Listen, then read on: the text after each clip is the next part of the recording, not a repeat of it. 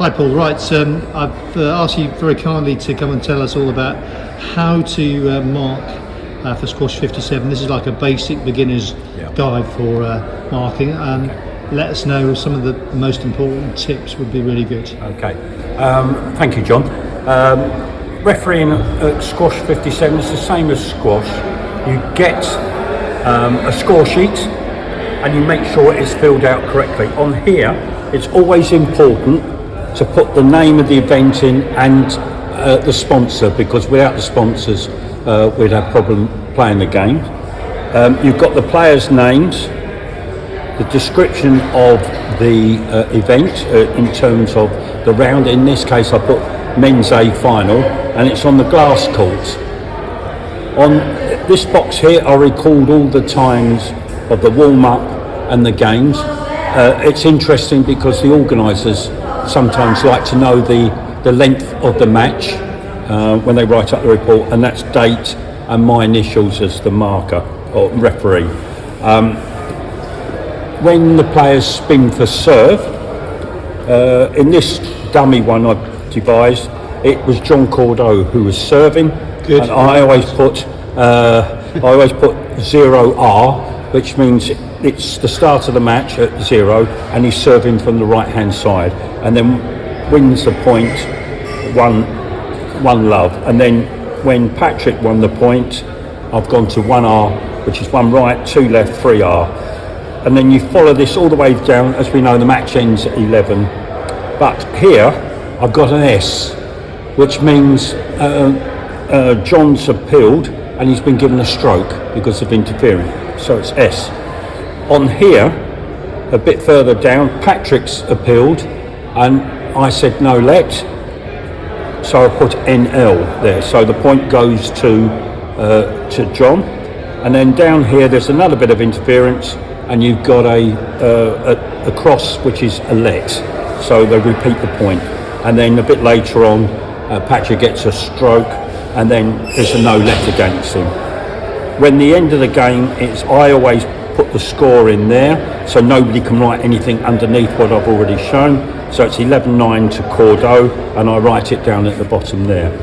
At the start of the second game, Cordeaux has the right to serve, so I put the 0 and the R there, and then that flows through as previous games. How long would it be for in between games? It's for WSF rules, it's 90 seconds between games, and to encourage the players on court, I would say play will resume within 30 seconds. Although the rules say you call 15 seconds, by saying play will resume 30 seconds, it encourages the players to get on court and warm the ball up again if it's required, and start the game when immediately referee calls time. Okay. And when they started, when they had their knock-up as well, Paul, how long are they allowed for a knock-up? Right, the knock-up, John, is 4 minutes, 2 minutes, up to 2 minutes each side. If the players decide, I'd say, for the first part of the knock-up, warm-up, to play for 1 minute 30 seconds, that's fine. But they still only get 2 minutes when they cross over. Okay. So it's up to 4 minutes. Okay, brilliant.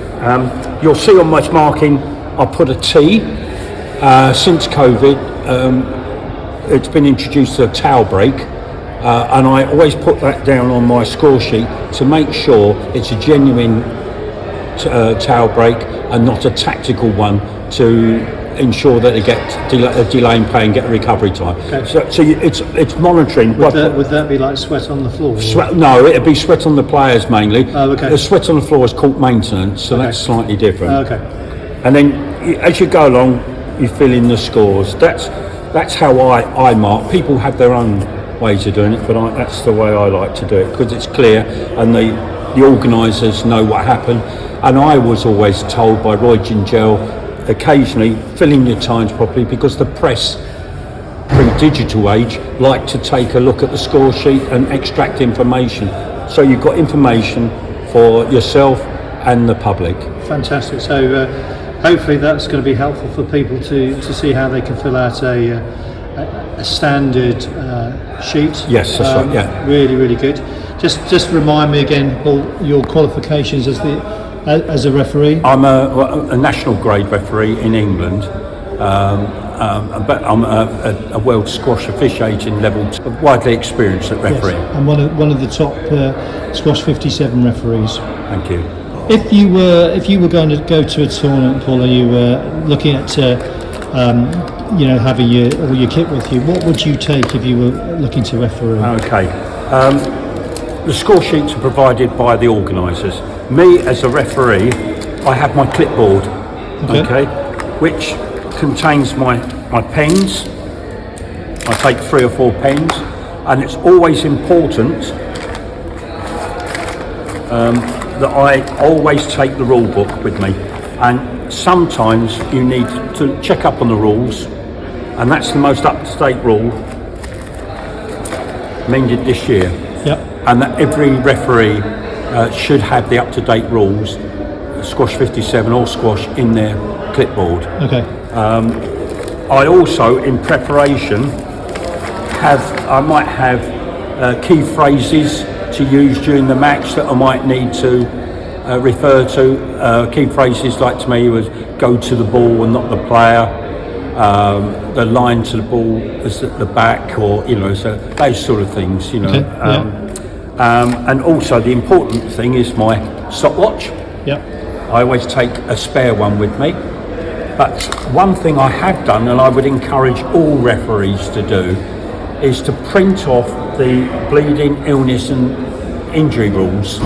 Yeah, difficult to remember. They are difficult to remember, and because you don't often engage with that aspect of the rule. So I printed them off and I stuck them to a piece of cardboard, so I've got both sides. Yeah. And I've highlighted timings. Okay. That's a good idea. That's once you're satisfied there's a genuine injury and the various categories of injury, and you're happy, proceed along with this. Yeah, thank you very much indeed. This is probably a one-off, Paul, because normally it's like we ask players, what have you got in your kit bag? And here we've asked, what do you have in your referee's bag? This must be the first and only time ever on YouTube. Yes. Thank you very much. Thank you. Thanks, John.